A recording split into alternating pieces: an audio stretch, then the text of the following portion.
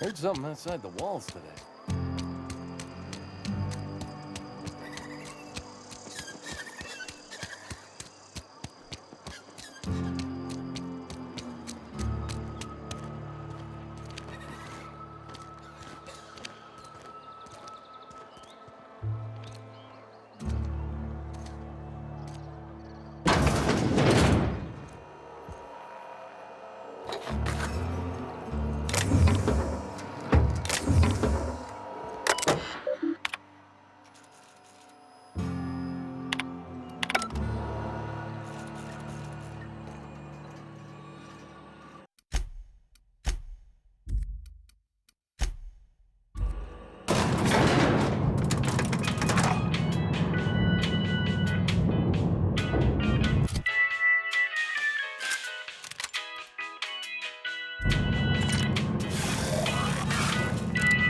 Miss Holcomb, I need to explain this. The grease monkey, Argo? I'm sorry, Mr. Thompson, sir. You asked why it's taking so long to fix. The answer's technical.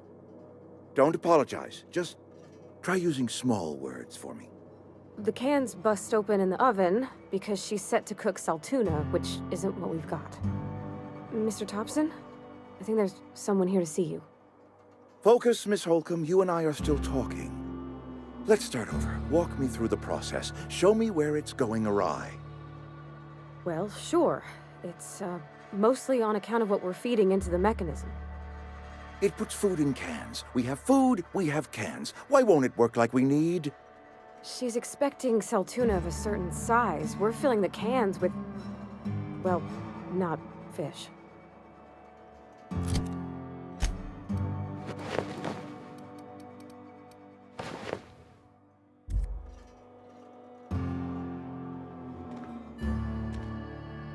Seems we've got a guest. Really now, Parvati, I do wish you'd spoken up. I do apologize. I was given no forewarning of your arrival, or I might have welcomed you at the gates myself. You were saying, Miss Holcomb. It's just what Bess needs is a proper refurbish. I can bandage her up and what all, but she's just old. Sorry, I'm sorry. I'll do better. And I do wish you'd stop referring to our cannery as Bess. Personification of company property is strictly contrary to the Spacer's Choice Code of Conduct. My apologies. I am not in the habit of allowing my guests to witness such a row. Now, what can I do for you? I'm Reed Thompson, Outpost Administrator. I cannot help but notice you are not in uniform. Yes, so it dawns on me. Seems I allowed my excitement to run away with my wits. Been a few seasons since we've had a visitor pass through.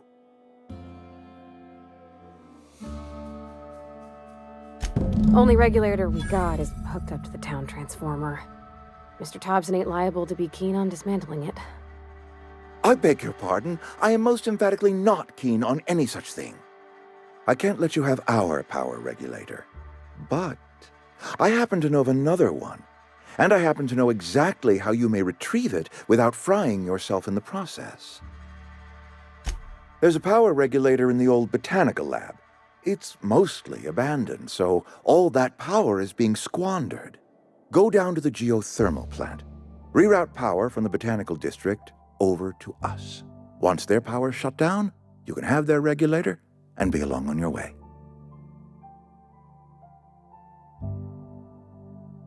That's right, you've been there. Good. That gives me hope. I have nothing against Adelaide and her followers, you see. The people living in the botanical labs. They're deserters, former workers. I need them back at their posts. I need them to come home.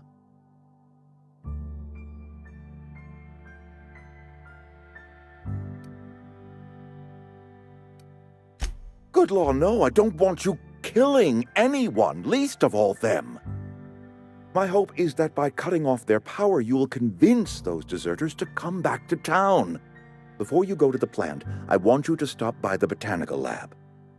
Speak to their leader, Adelaide. Tell her the power's about to go, and that it's time her band of deserters came back to town.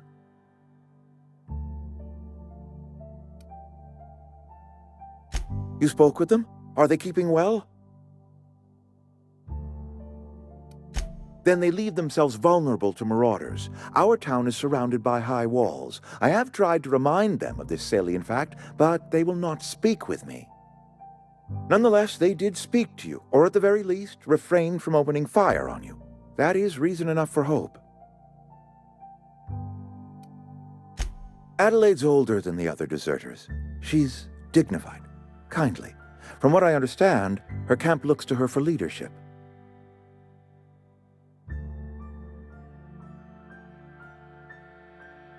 That reason was me. I asked too much and pushed too hard. But I am ready to make amends if they are willing to return to the fold. We belong to one community, the Spacer's Choice family. If we dissolve into factions, then we will all perish separately. Adelaide will understand that.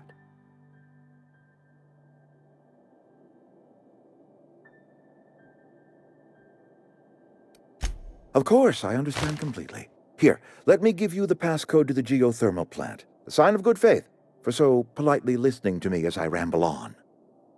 Are you setting off for the Vale?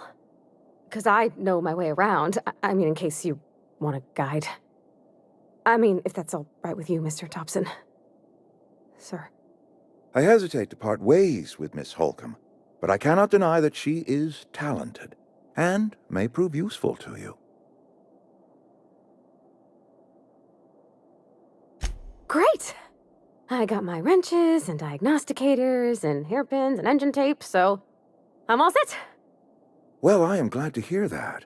Best of luck to you, and thank you again for your help. It is a lot to ask of a stranger, I know.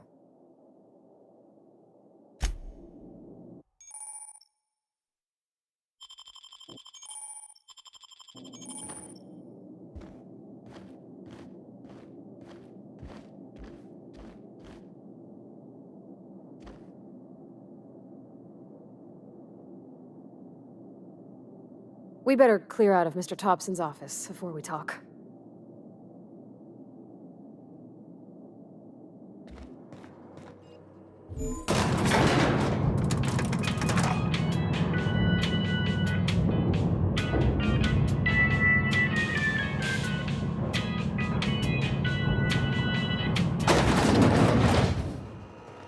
Hey, mister, can we talk? Sorry. You just want to get out of here. And you likely don't want to tag along like me. It's just, Mr. Thompson has his own view on matters, on account of it's his job and what all, but that's not the only side of the tale.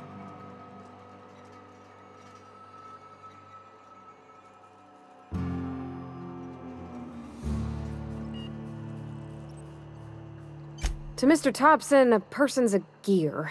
It does its job quiet-like. If it squeaks or stutters, it gets replaced. The deserters are decent folk. I knew some of them before they left.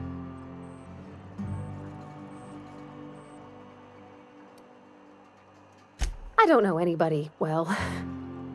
I mostly listen to them talk, kept my head down. There was a boy named Thomas who used to follow me around, asking questions about the stuff I fixed. He was real sweet to me. Not any sort of dissident. Miss McDevitt? Oh, gosh, no. She was a real important person. A flavorist. Made all the food taste decent. She used to work up in the big office with Mr. Thompson.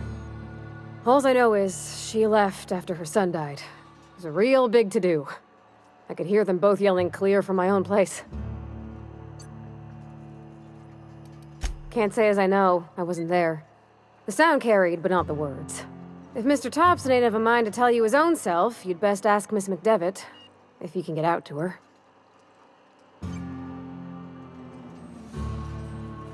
Life's hard here, especially for them that don't fit in so well. We're one big Spacer's Choice family, but every family's got the one the rest whisper about. Mr. Thompson's aiming to take away their power. They'll have no lights to see, nor heat to cook. They'll be at the mercy of marauders, or worse. I think you should talk to the town's vicar about it. Max, his name is.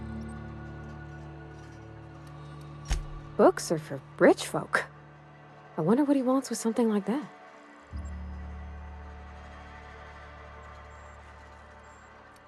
About if what Mr. Thompson proposes to do is upright. Leaving Miss McDevitt's folk to their fate. Their neighbors. Kin. And maybe he can think of something else to try. Something we ain't. He used to go walking outside town. Maybe he found something that'll help. It's just an idea. That's all. Thanks, mister. I just think when you gotta make a decision that'll hurt somebody, it's best to think on the right and wrong of it. That's what my dad used to say anyways.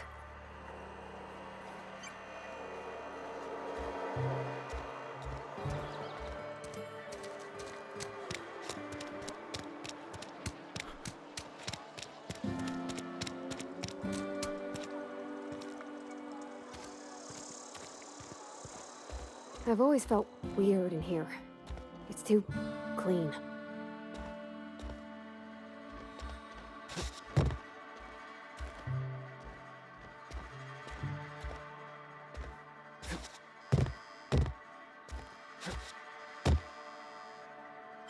Okay, gone quiet. Hey, stop that! What do you think you're doing?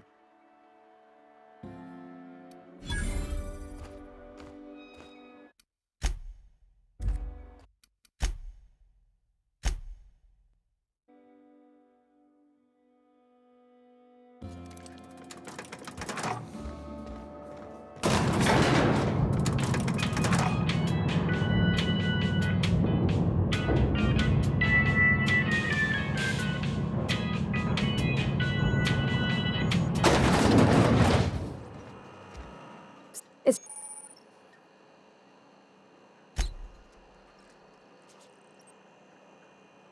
I think...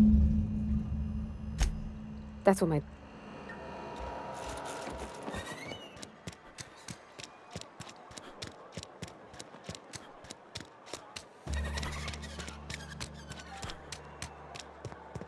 I've always felt weird in here. It's too clean.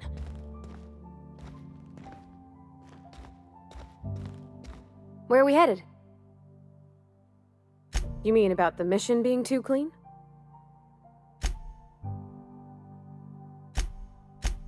I know, but Vicker says the universe is a machine, that it runs by law. Real machines have gunked up oil, scratches, and worn bits.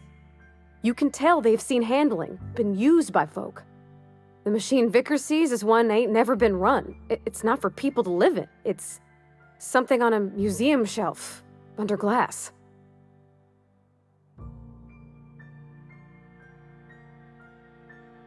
Fixing the universe is a job for somebody way better than the likes of me.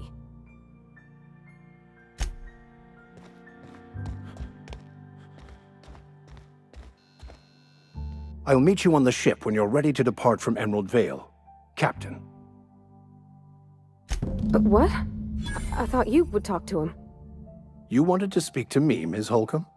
Every time I've tried to engage you in conversation, you look at the floor, answer in single words, and slink away. I can't imagine what would be so grave as to drive her to my mission. What has Mr. Thompson asked you to do? Depriving them of safety from the marauders and wildlife. I can see why that troubles you.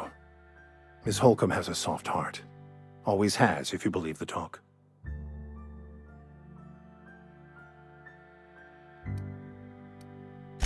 Assuming your goal is to save as many as possible, then you should bring everyone together. Send the power to Edgewater and convince the deserters to return to the fold.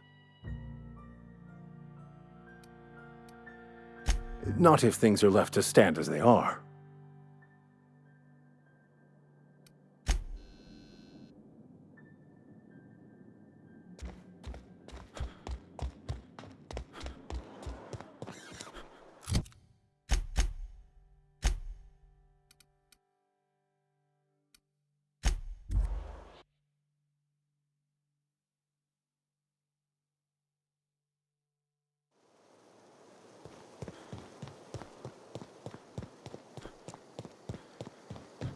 Oh, that's Thomas. He used to follow me around before he left the cannery.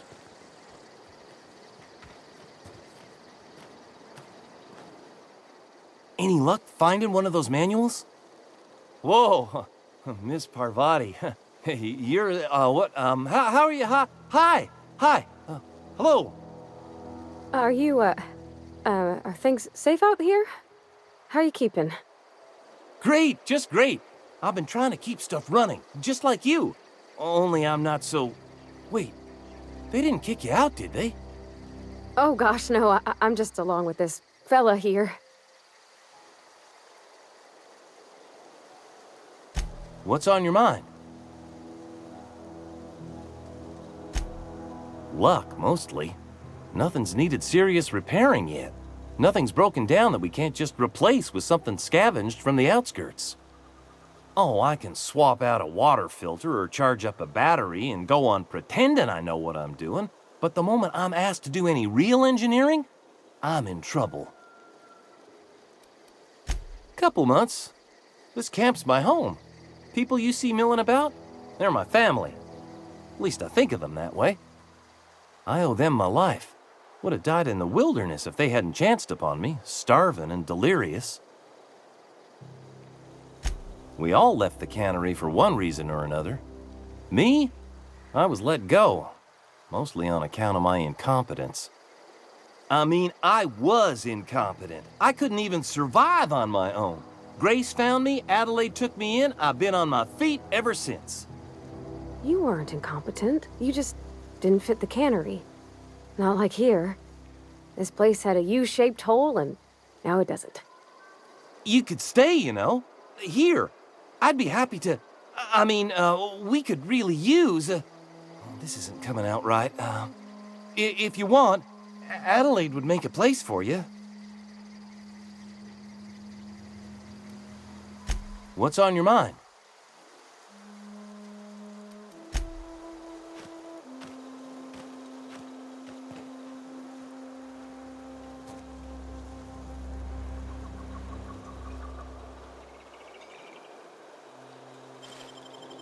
Okay, keep him quiet.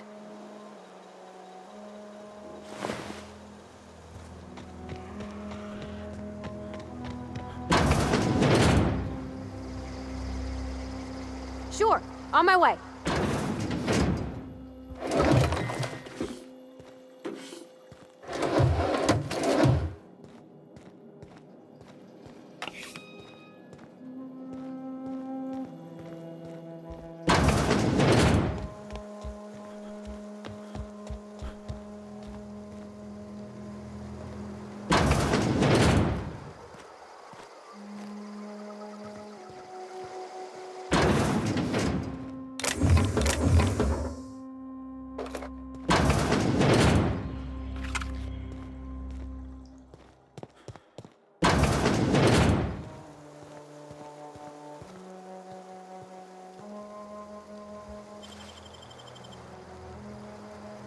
What do you think you're doing?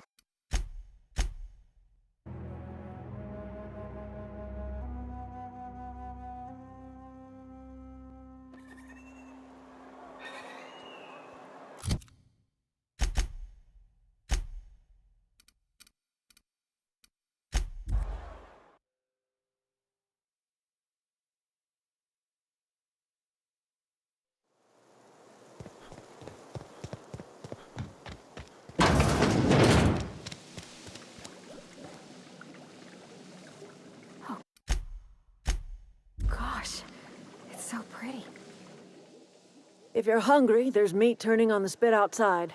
If you're bearing illness, find a place to lay your head down and I'll fetch you a poultice. Whatever your troubles with Edgewater, leave them at the gates and be welcomed here. Any questions, dear? I have been called that, among other things. Green Thumb, grandmother, the strange old lady who keeps flowers. But yes, Adelaide will do just fine. Excuse me, Miss McDevitt? Sorry, it's just... You got such pretty trees in here. Why, thank you. You're Robert's girl, aren't you? I remember when you were but a sprout. Thomas speaks of you often. Are you staying long? You should try some of my tobaccorn tea. I brew it in an old spittoon, but it's been cleaned.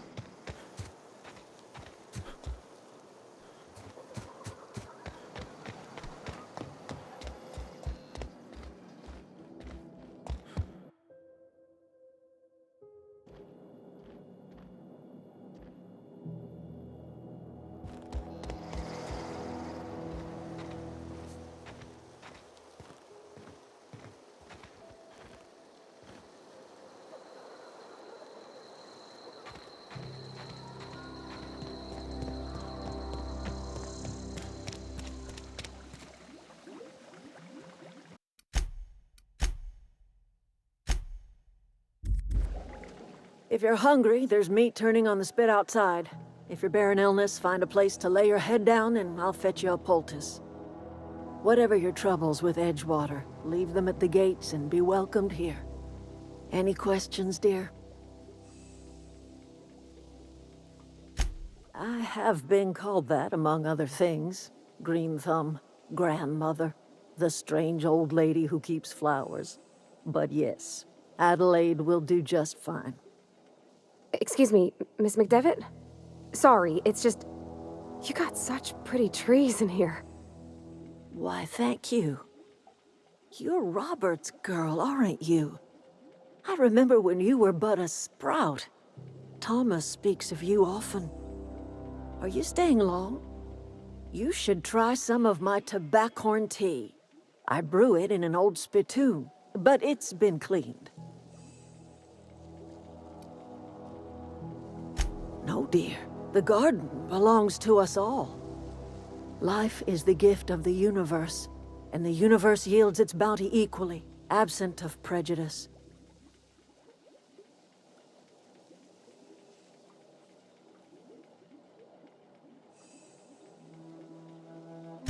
The soil around the Vale went sour years ago, but I found a way to sweeten it back up.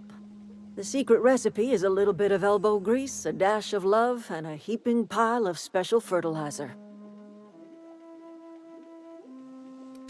A home for anyone who's ever turned their backs on Edgewater.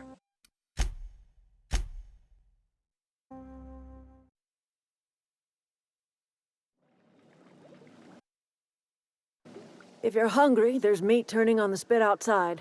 If you're bearing illness, find a place to lay your head down and I'll fetch you a poultice.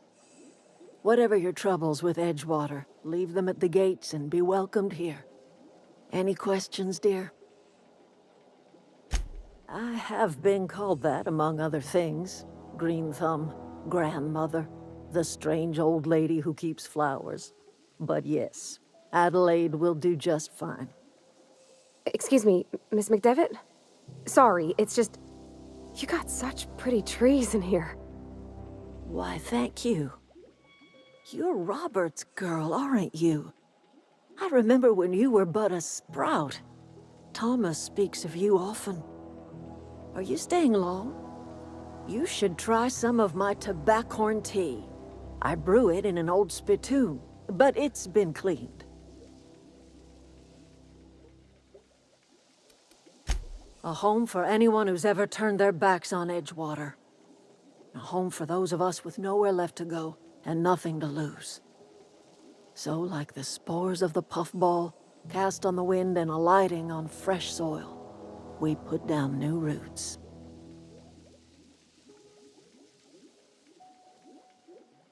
It is an unpleasant story, dear. But the short of it is that sometimes one wakes up and realizes the place that was once her home for much of her life has changed.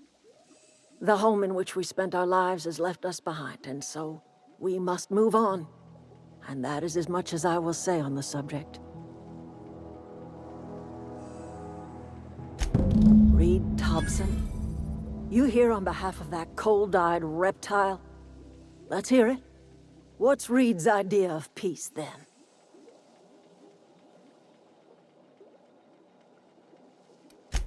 Make amends? Spare me. Only thing Reed knows how to make is a mess.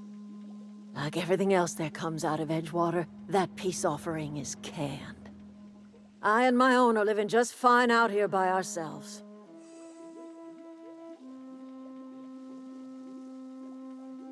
He would do such a thing. The question is, why would you agree to his plans?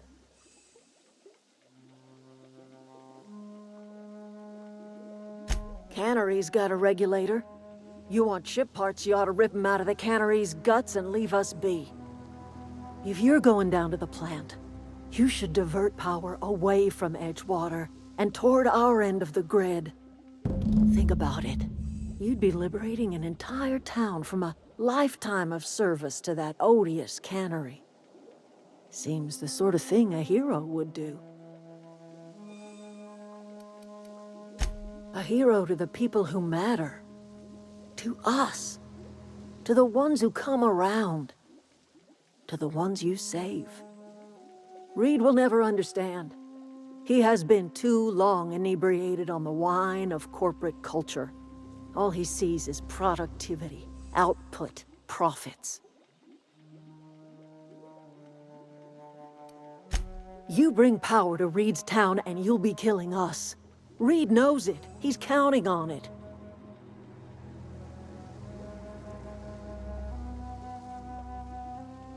You've seen that miserable excuse for a town with your own lamps.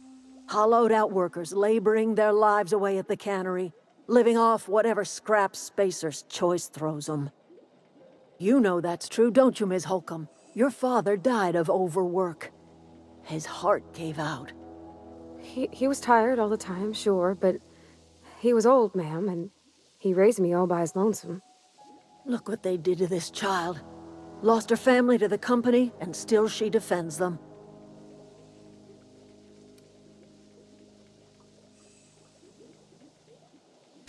I'm all right. I ain't so fragile. That was unkind of me. I'm sorry, dear.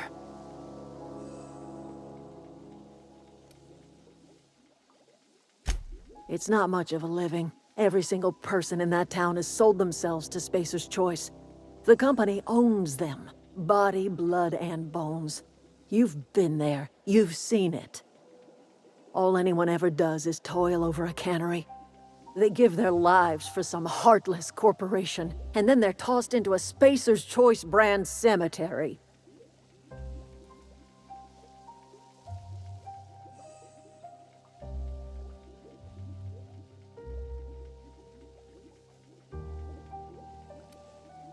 Life in Edgewater grinds to a halt. The cannery shuts down, workers desert in droves, and our own little camp grows and thrives.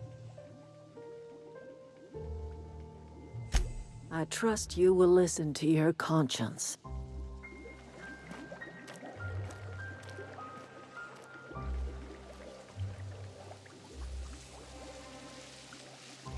Where are we headed?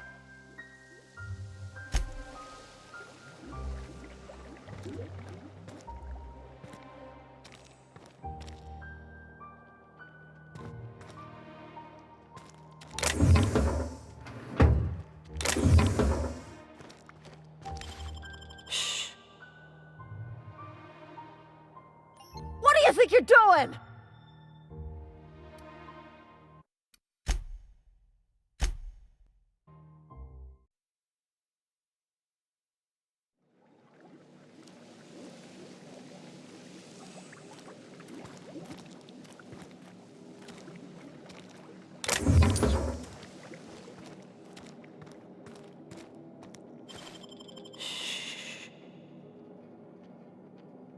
What do you think you're doing?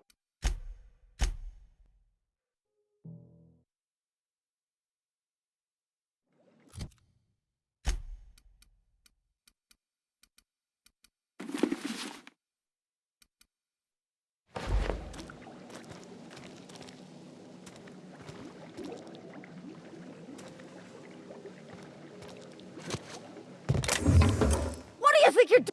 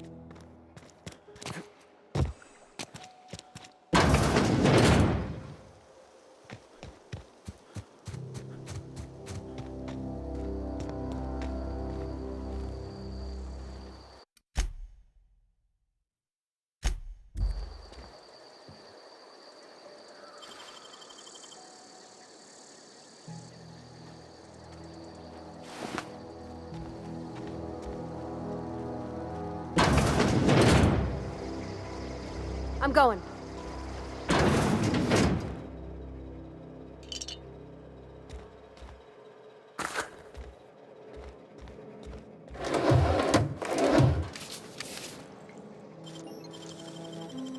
Nicely done.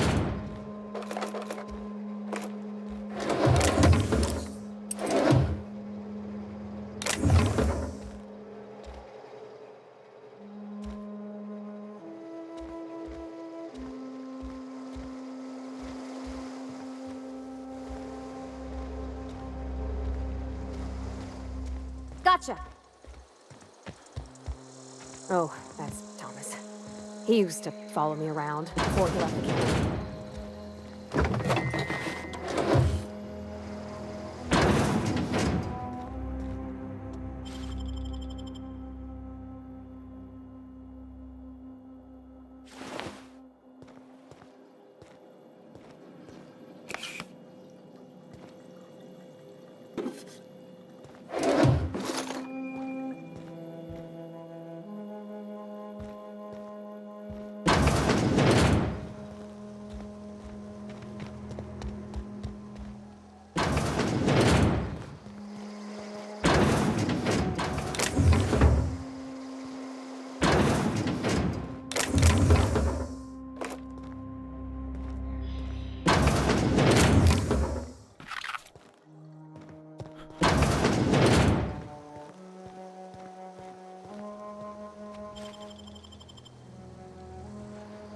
What do you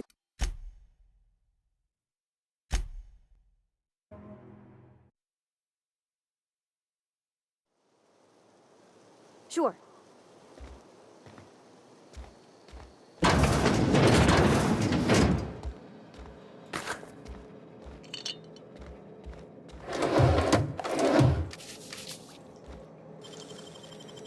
Nicely done.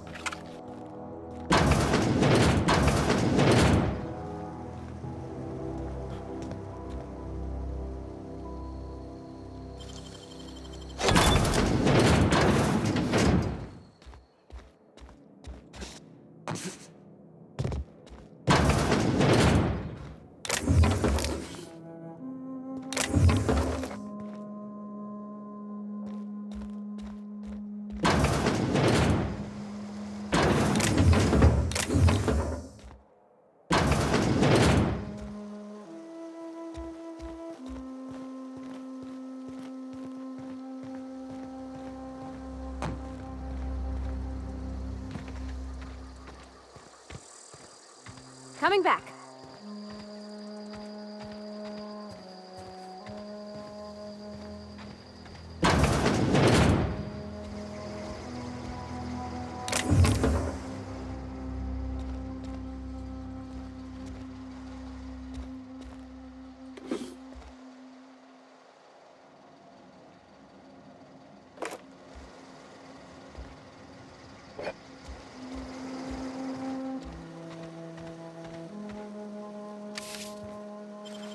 Got it. Inside voices.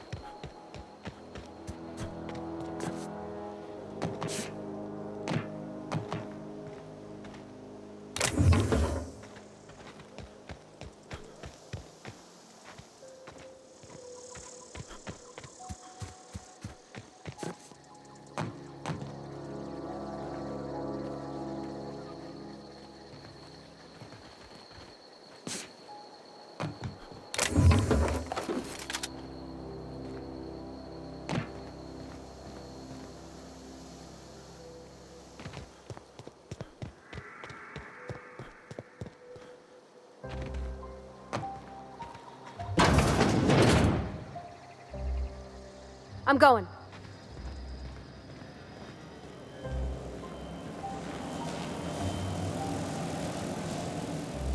Oh, that's Thomas. He used to follow me around before he left the cannery.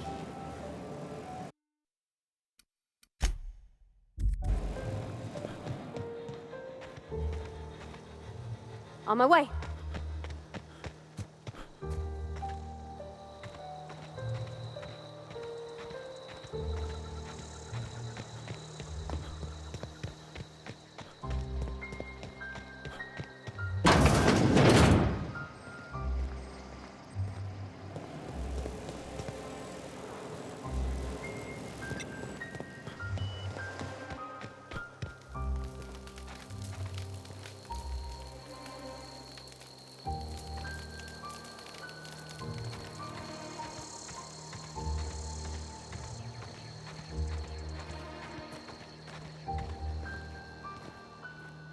Moving.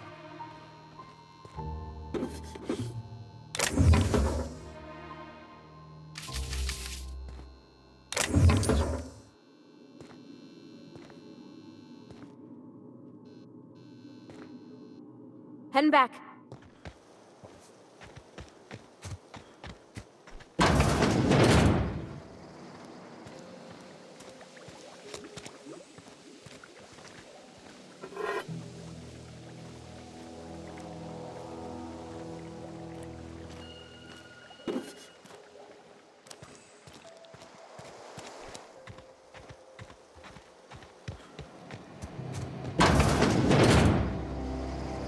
Heading out.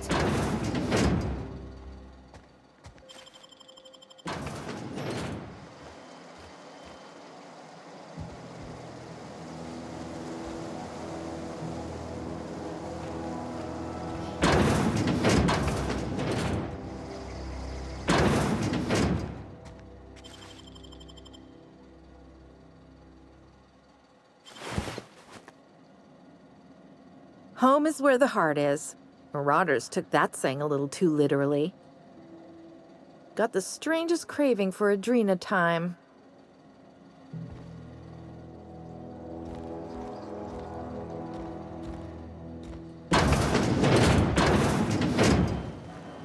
Be right there.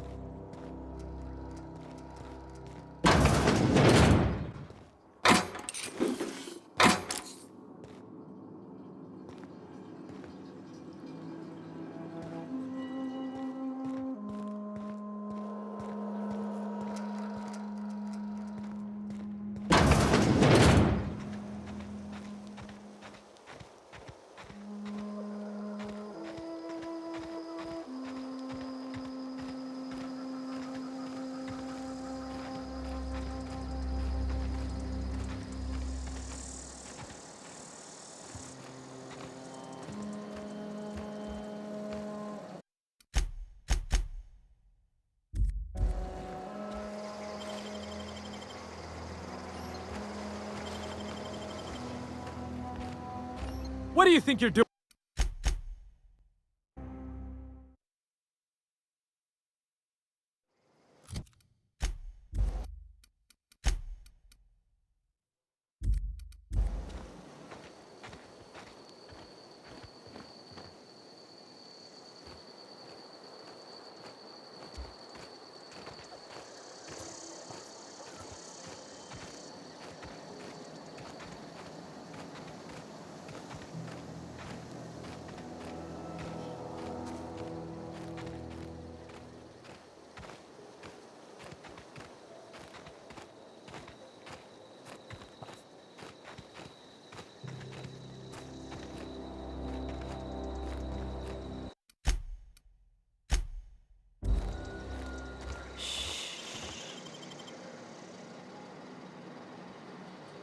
What do you think you're doing?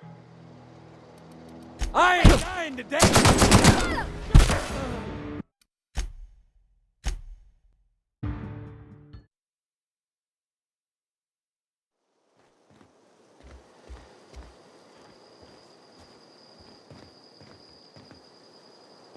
Not a peep from me. You trying to get us all in trouble? What do you think you're doing?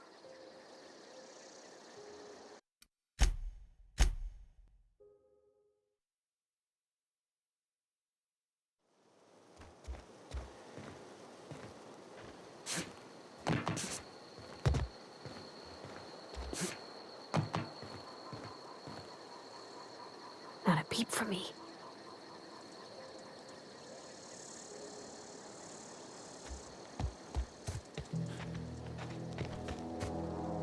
Zoe says she fought her way out of a marauder camp with her own bare hands. Fresh off the limb, and that includes canid meat.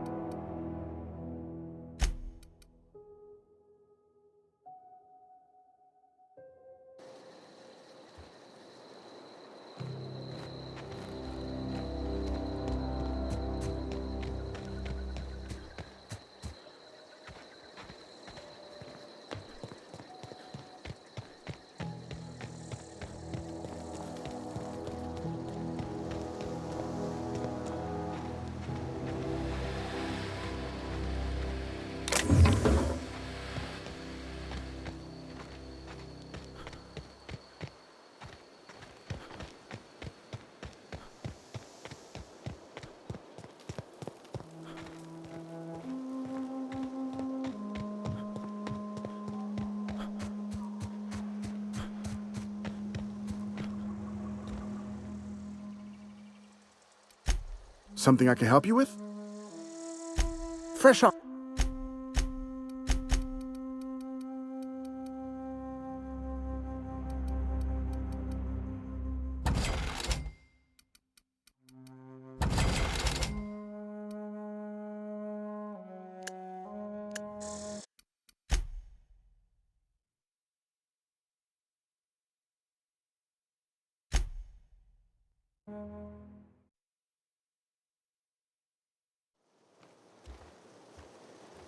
Zoe.